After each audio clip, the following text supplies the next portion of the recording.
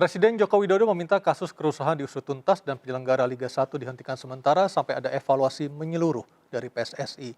Lebih jauh kita akan membahas bersama melalui sambungan telepon dengan Yunus Nusi, Sekjen PSSI. Selamat malam, Pak Yunus. Selamat malam, Assalamualaikum. Waalaikumsalam warahmatullahi wabarakatuh. Pak Sekjen, PSSI bersama PT LIB sudah membentuk tim investigasi. Sejauh ini seperti apa temuan di lapangan, Pak Sekjen?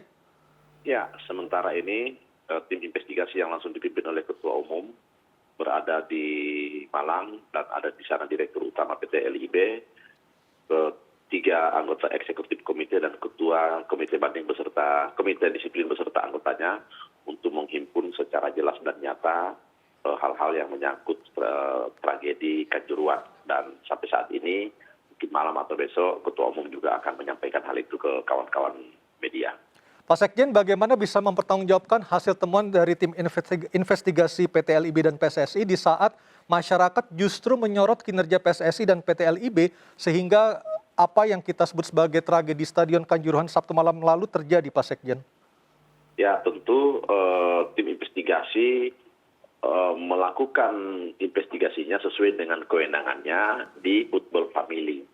Tentang hal-hal menyangkut pidana dan lain-lain, PSSI telah menyerahkan sepenuhnya kepada pihak yang berwajib untuk melakukan hal itu. Tetapi kami dengan keyakinan tetap akan mengusut tuntas persoalan ini, karena demikian juga yang diminta oleh FIFA kepada kami untuk menyampaikan secara objektif apa saja yang terjadi di peristiwa ini. Tentu melalui tim investigasi dan data-data yang diperoleh yang tentu pula nanti akan berkoordinasi dengan pihak keamanan dan pihak setempat, PSSI akan merangkum itu untuk juga sebagai pertanggungjawaban federasi yang dibawahi oleh Federasi Sepak Bola Dunia yaitu FIFA. PSSI punya kewajiban untuk menyampaikan laporan.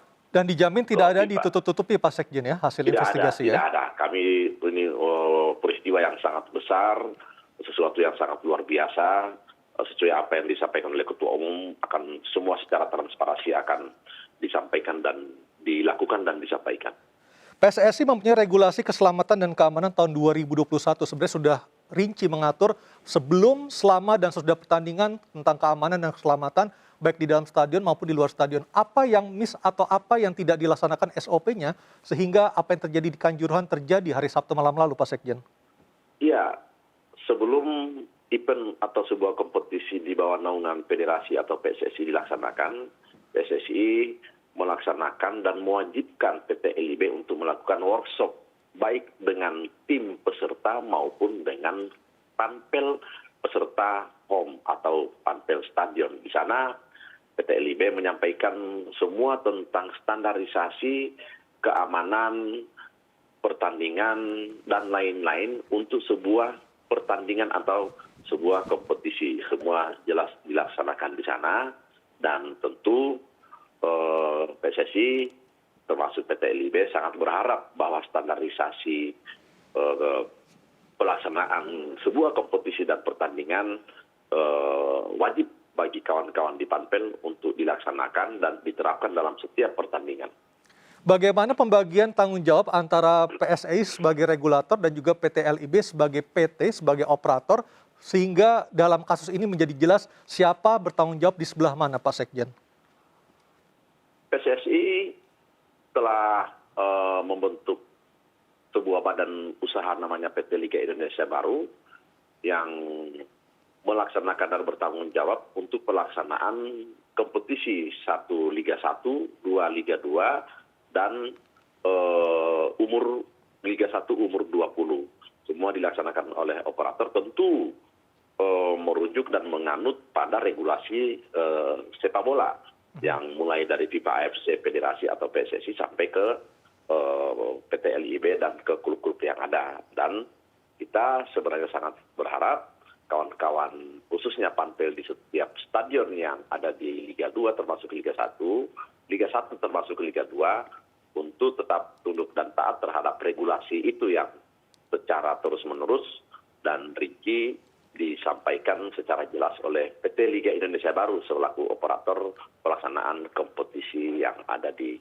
Indonesia. Ketika PT LIB menolak permintaan dari polisi untuk memajukan pertandingan dan pertandingan tetap berlangsung di pukul 20, apakah PT LIB sebelumnya juga berdialog ataupun berdiskusi dengan PSSI, Pak Sekjen? Apa yang diminta oleh pihak kepolisian terhadap Panpel dan PT LIB itu benar bahwa kepolisian telah menyampaikan hal itu, kemudian ada diskusi yang dilakukan oleh PT LIB dan Panpel terhadap aparat yang ada di setempat untuk mengkomunikasikan kembali mengapa harus malam hari. Dan itu pun juga disepakati bersama-sama melalui surat rekomendasi dari kepolisian tentang pelaksanaan pertandingan di malam hari yang pasti dengan berbagai macam catatan dan persyaratan. Salah satu persyaratan itu yang telah disepakati bersama-sama yaitu tidak dihadirkannya pendukung atau supporter tim tamu, yaitu Persebaya. pendukung dari Persebaya. Sehingga itu juga memberikan optimisme kepada Panpel, kepada pihak pelaksana yang tentu dengan tanpa adanya penonton atau supporter lawan, maka rivalitas, pertentangan, perseteruan yang terjadi di stadion kan tentu pasti minim dan praktis tidak ada.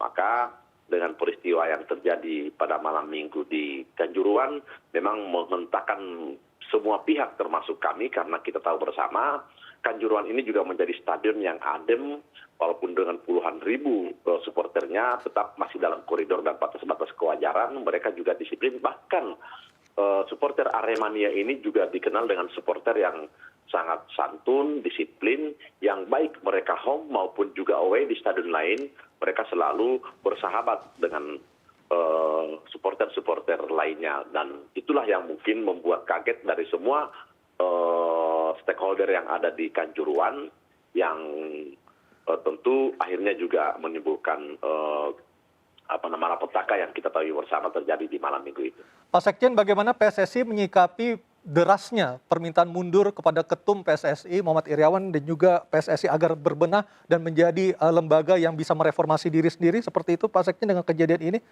Tidak ada yang bisa memastikan dan memperkirakan yang terjadi di peristiwa tragedi Kanjuruhan. Ketua Umum dalam beberapa tahun ini secara serius dengan niat baik untuk membangkitkan sepak bola Indonesia, yang kita tahu bersama juga sejak mengalami pandemi COVID-19 2 tahun, tetapi Ketua Umum beserta Eksekutif Komite selalu berusaha keras agar bagaimana sepak bola Indonesia bangun. Kemudian di tahun 2022 ini kita tahu bersama lihat prestasi yang ditemui oleh sepak bola Indonesia. Kemudian tahun depan akan ada Piala Dunia, lolosnya sepak bola timnas senior kita, U20 kita, ini sementara juga lagi U17, putri kita, itu juga bagian dari apa yang dilakukan oleh Ketua Umum dalam rangka untuk peningkatan prestasi sepak bola Indonesia. Artinya singkat cerita belum ada kepikiran dari Ketum untuk memenuhi tuntutan mundur dari masyarakat, seperti itu Pak Sekjen ya? Silakan itu disampaikan oleh masyarakat, tetapi yang pasti ada 87 voters atau pemilik hak suara yang ada di PSSI untuk bersama-sama membahas tentang hal itu. Dan bagi Ketua Umum tetap menyerahkan semuanya kepada aturan yang ada, yang pasti kami dan saya pribadi tahu persis apa yang dilakukan oleh Ketua Umum selama ini untuk sepak bola Indonesia.